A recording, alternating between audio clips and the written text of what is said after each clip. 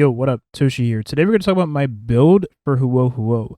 No, I actually did record this video a little earlier today, but then I had to sit down and actually think about it, and I was like, you know what? The last video was BS. Because here's how I'm actually going to build Huo Huo.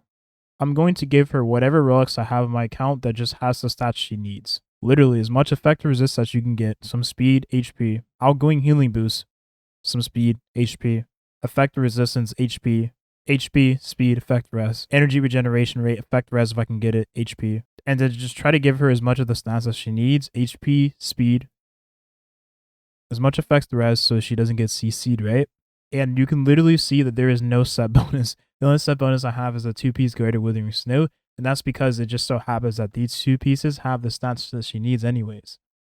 But, yeah, this is my Huo Huo build, because I'm not going to farm more than 1 day for this character.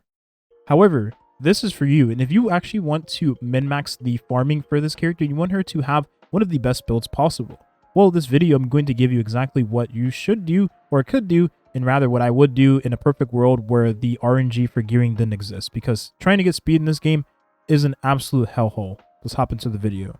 So if you are someone who wants to play Huo Huo at her peak potential, I suggest the Passerby Wandering Clothes, which is going to be the 4-piece outgoing healing bonus set that gives a skill point whenever you start the battle. This is very good because you start with an extra skill point, and this allows you to use your elemental skill in the character and not have to worry about taking that resource away from your team. If we exist in a perfect world where the gearing in this game wasn't, screwed by RNG, then I would definitely go for this set. But I can't be bothered to go for this set and then get speed, HP, especially on a 4-piece set at that. I thought about the wind set, but again, it's the same issue. It's just like Bronya, you're going to need speed. Bronya needs crit damage and effect res, whereas Huo Huo needs HP, speed, which is a lot more easier to obtain, but you also need effect res. But if you think about it, she's a character that does not get her ult as fast as Bronya does, because this character has a super high cost ult. So that means you're not going to be getting that action forward as much as you might think, whereas you get it very fast on Pela because of the light cone she has. And the fact of the matter is Pela has a very easy to obtain ultimate, right? And she actually gets energy in her traces. So she has way more ways of getting energy, and her ult doesn't cost as much as the ult for Huo Huo does. Then I looked at the speed set, and the speed set is probably the best bang for your buck. You get free speed for the character, and for any character in the game, this is very important because speed is the most important stat in the game, of course. But then if you also think about it, well, you can just take the 2-piece from here. You don't need the 4-piece because it's not that valuable in the character, because just like the 4-piece wind, you're not going to be using the ult that much on the character because she has a super high ult cost, and you need to regenerate the energy a lot more slower than other characters like Pela, for instance. So it's not that valuable, and you would use it on Asta anyways because Asta already gives speed. So there's just more speed on top of the speed she gives to the team. And I would combine that 2-piece with the Longevous Disciple, which increases your max HP by 12%. Or the 2-piece of the outgoing healing bonus that we talked about earlier, which is very good for the character nonetheless because she does heal. Now, when it comes to her planar set choices, I would actually go Sprightly Vaunt. I'm not even going to try to say this, but the one that gives you energy regeneration rate and the one that gives you the turn advantage, right? I would use this because in combination with the 4-piece of the outgoing healing bonus set, you're going to be taking the first turn. You'll have the extra skill point so that you can use your elemental skill. You're going to take advantage of the extra energy regeneration rate, which is going to allow you to get your ult faster. And you're taking the first turn in the order. So having the extra skill point from the 4-piece of the outgoing healing set is going to be very valuable for this character alongside this 2-piece planar spear. However, Broken Keel is always valuable. And if you already have good relics from Broken Keel, then why not just use it, right? You get the effect res increase for here, which is very good. She's a cleanser healer, very valuable. And you give all of your allies 10% crit damage, which stacks with maybe you have other characters like you're using Ting Yu and Bronya in this as well. So you're giving 30% crit damage to your hyper carry damage dealer. That's very, very valuable. And then Fleet of the Ages is pretty good, but if I'm being honest, this is kind of dated.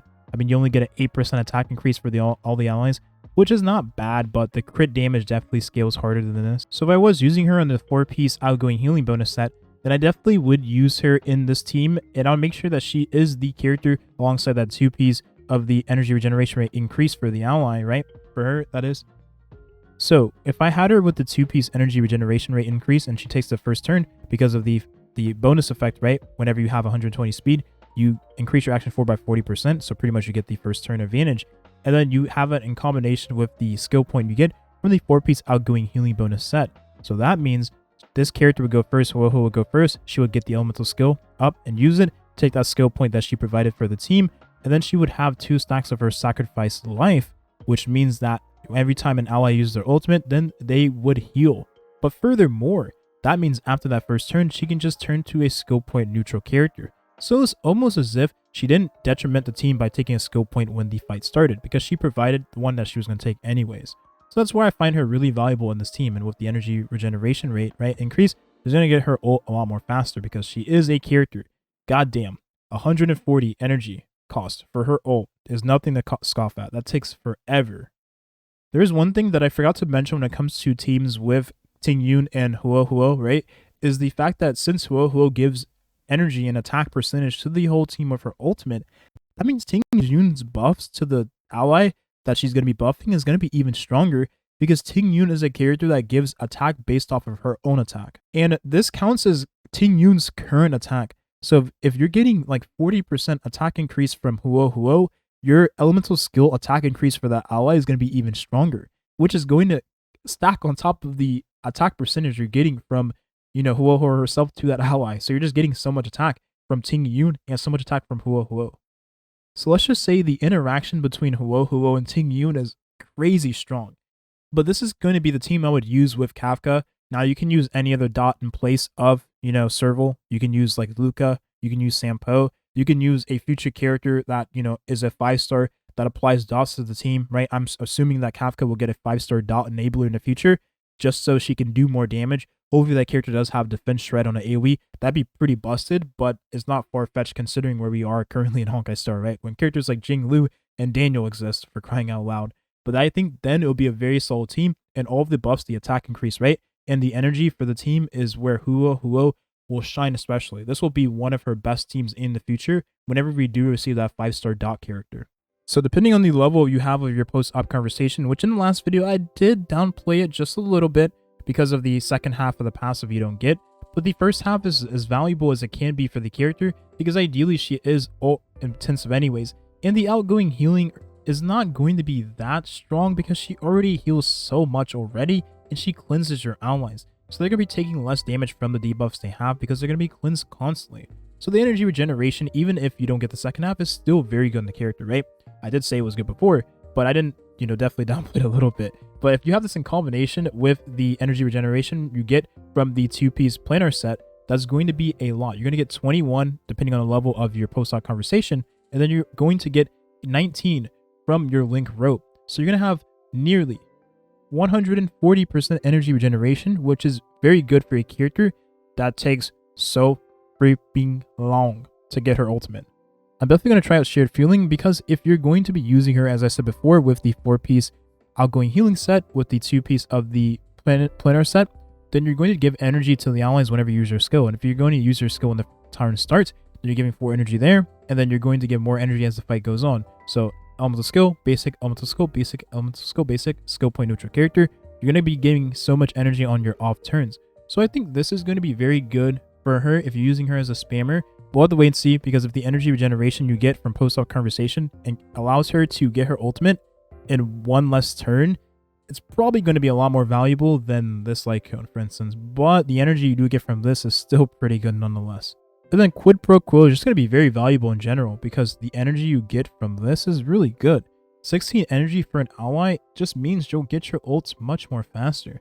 Characters like Ting Yun takes forever to get her ultimate. So if you're giving energy to Ting Yun, who is going to battery another character, you're going to love this light cone. I did talk about this light cone in the previous video, but this light cone is just so freaking good.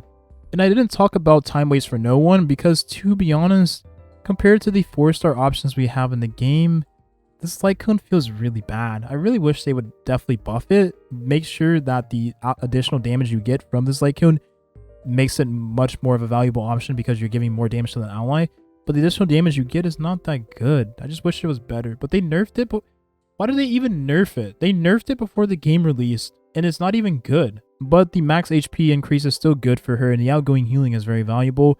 But again, she already does a lot of healing, and her HP is already going to be super high. It's a 5-star light cone at that. So do you really need this? This is kind of overkill in my honest opinion. That's going to be the video here. I cannot wait for the release of Huo Huo. I'm honestly really excited.